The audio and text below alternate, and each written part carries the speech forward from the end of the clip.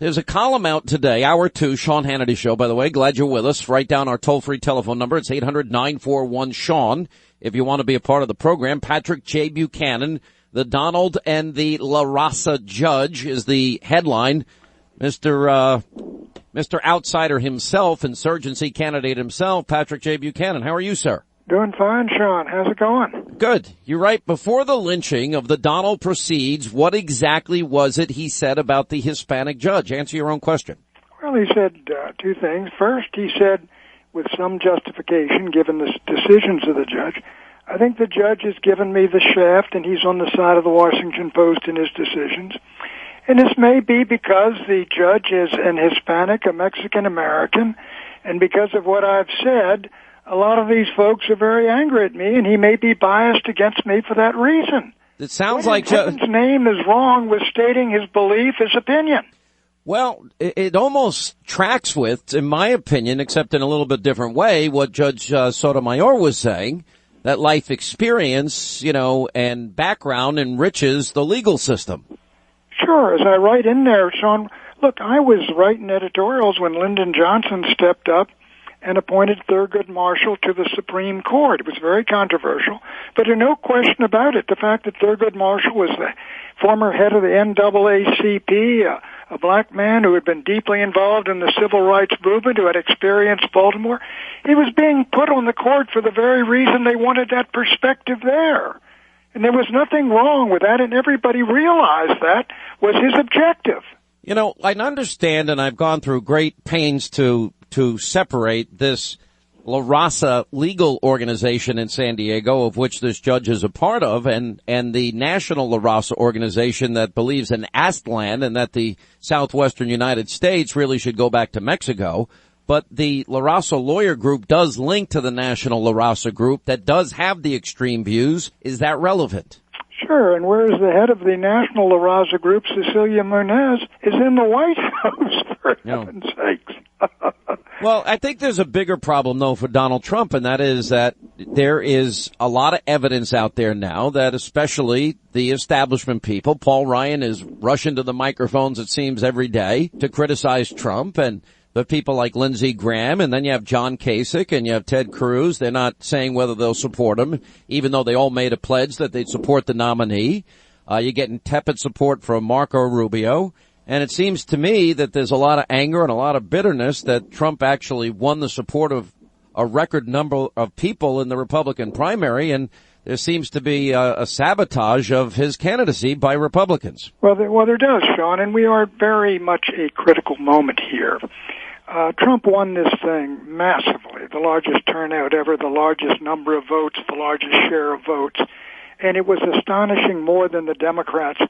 And there is the potential here, if we can bring together the populist, nationalist conservatives with the other conservatives, the Tea Party types, and even bring the establishment together, we can win the presidency of the United States, have the Supreme Court for the next 4 years, maybe 10, have both houses of Congress. But if we do not get together and we rip ourselves apart, we're going to lose that opportunity. And in my view, the Republicans who were defeated, they've got to ask themselves, why are the Washington Post and all these people demanding that on moral grounds they repudiate Trump? Because if they all walk away or they go some third-party route, they can sink him and sink themselves, and the people advising them to do this have never had the interests of conservatism or republicanism at heart ever. I think what is resonating the most is Donald Trump is connecting with people that have been disenfranchised.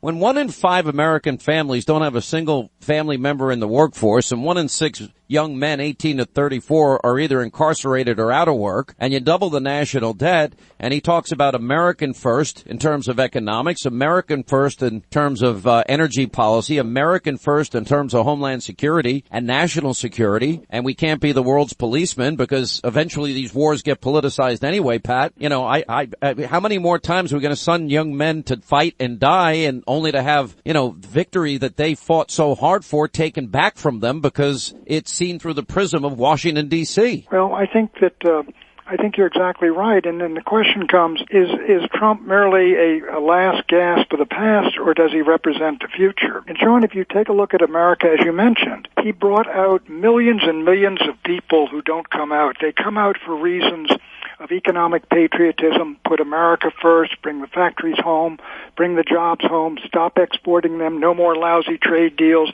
no more sending these young guys to win wars and then pulling them out and having the wars lost. I think he represents the future, and one reason I do, his ideas, rough-hewn as he is you take a look at Europe, and all across Europe, movements are rising up, some of them very rough, etc., but they're saying, look, we're being invaded from across the Mediterranean. Millions and tens of millions of people, refugees, are fleeing.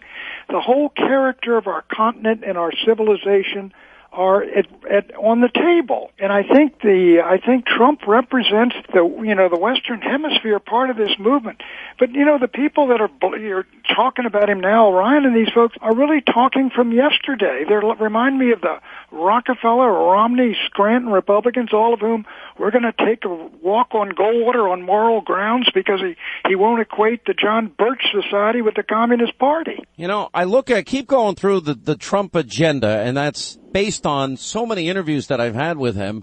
And it's a pretty simple agenda. He wants to get our economy under control and stop spending and end baseline budgeting. I've asked him 100 times. He wants to replace Obamacare with health savings accounts. He wants to expand coal and fracking and drilling and nuclear power in America. He wants education back to the states. He wants to eliminate Common Core. He wants immigration. He wants to fix the VA. He wants to build up the military so it'll serve as a deterrence once again. I don't know any one of those positions that are not conservative.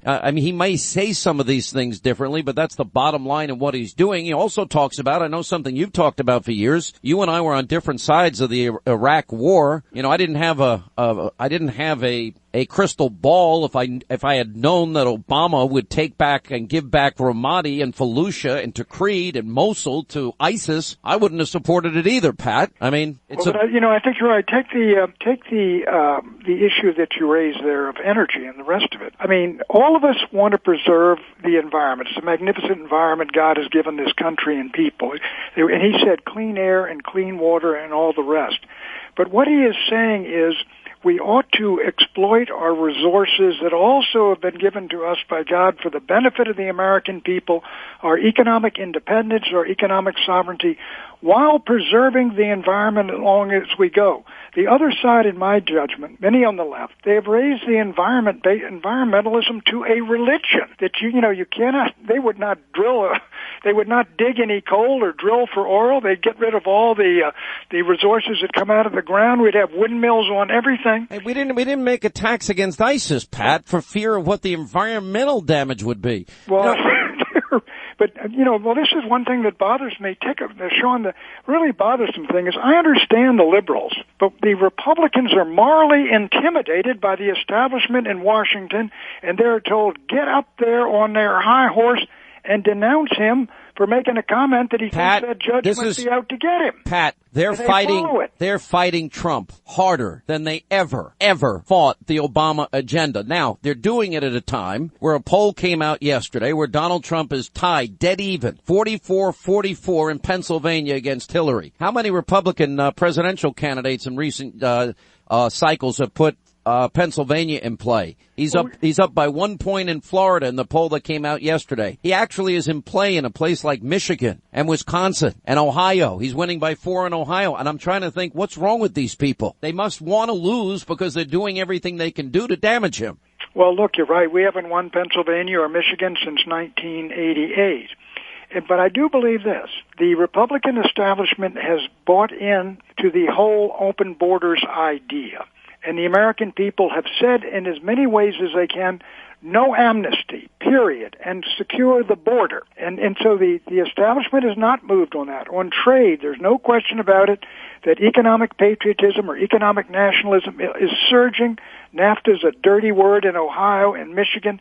And a lot of these Republicans got right up there with Bill Clinton, Jimmy Baker right up there on the stage with him, working for him. The Bush is all behind it.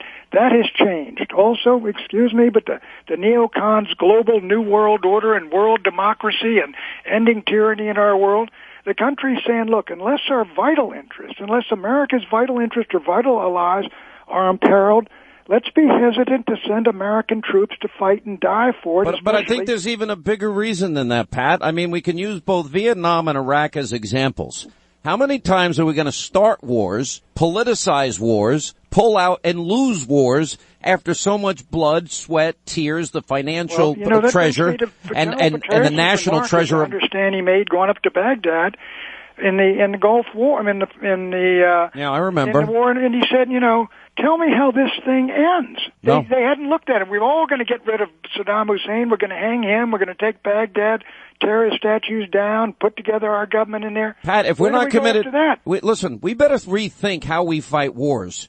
Because I can't look these mothers and fathers that lost their sons in the eye anymore, and I can't look at these kids that had their legs blown off by an IED because they didn't have an up-armored Humvee that were going door to door in Iraq. We better rebuild the military so we don't have to send soldiers in, that future wars will be fought from a distance, and that we can win them that way. Because otherwise, we know what's going to happen. That the war will become politicized by the left. It'll hit a critical mass. And then we'll leave without winning, because that's the way we now do it. And I don't think a war like that is ever worth fighting again. I agree with you. And we look at the Middle East, when you look at all those countries being breaking up, breaking apart religiously, culturally, ethnically, and the rest of it, and the idea that we can, democratize that and turn it into a new version of Kansas is just ridiculous. And so I think Trump understands and realizes this. And also, look, I'm not against his idea that, look, Putin's a tough customer. Sean, I've sat down, shaken hands, and had dinner when I was with Nixon with some of the biggest murderers of the 20th century. Mm-hmm. You have to. By the way, who were the murderers you sat and had dinner with? That's a leave us hanging answer. Well, you take a look at some of the Chinese communists. We were there right during the middle of the Cultural Revolution with Jiang Jing and the rest of them, and 1.5 million people died in that decade, which wasn't quite as bad as the Great Leap Forward of the 50s. But there was Nixon with Mao Zedong. Unbelievable, right? I mean, I'll say. But look, there's a danger too. I mean, America's lack of involvement is also equally dangerous because, let's be honest here, the world's a dangerous place. If the Iranians get nukes, the North Koreans already have the nukes. If ISIS gets a hold of nuclear weapons, which they might at some point, we've got a clear and present danger for the entire world. And you want to talk about a scary period of time, kids will be practicing getting under their desks and then some. Well, there's no doubt that the one's most mature right now is the North Korean program, and they've tested. Thank you, Bill Clinton, by the way. And they're testing missiles, and I think they're a good ways away from marrying a nuclear warhead and a missile and something that could reach the United States.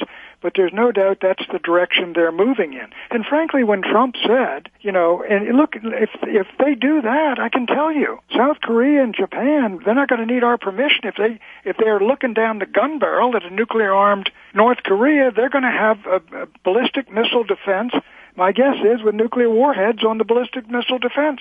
All right, Pat Buchanan, always love having you. Let's see how let's see how long this circular firing squad remains in existence. Hopefully some of these Republicans will stand down at some point. I think they seem to be. I think they Last realize question. It's all been... Well, we'll see. Who do you like for VP? Real quick. One name. I think the winter book on Newt has not improved in the last No, I don't think. Days. If it's Newt or Condi, who would you choose? That's a choice between... All right, you're not get it. No. I'll leave you be. I'm not there with the interventionist. All right.